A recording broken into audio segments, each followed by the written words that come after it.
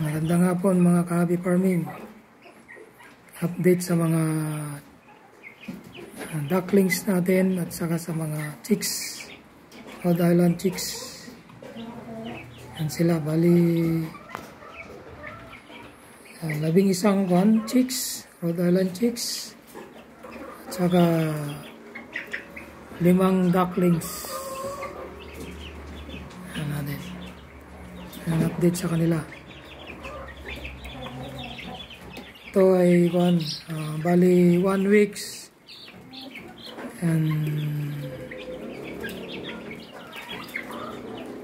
3 days. So bali 10 days sa mga to mga ka-hobby farming. Update sa kanila.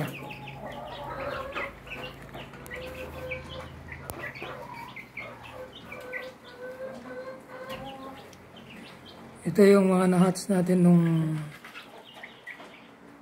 first week ng November, mga ka-hobby farming. Ito sila. So, ongoing 2 weeks na mga to.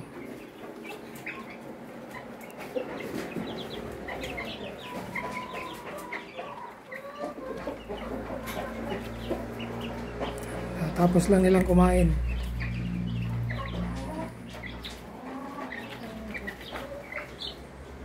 Bali, pinakain natin sila ng brooding feeds.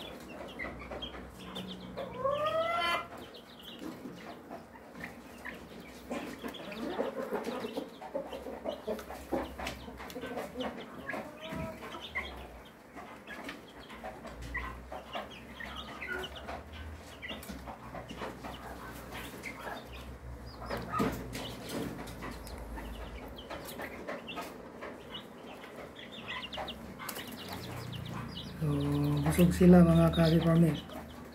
Hindi nila naubos yung pagkain nila.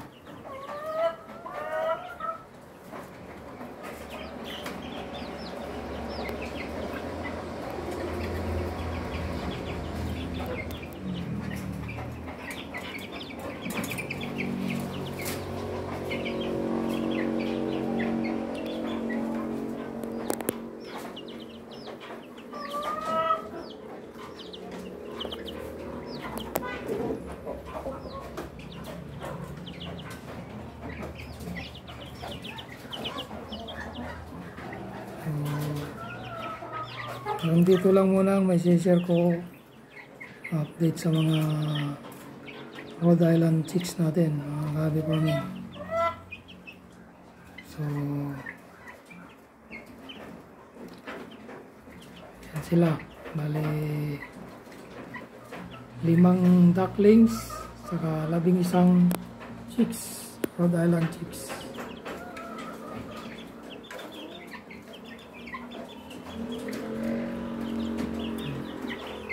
Sa muli mga ka-hobby farming, nawa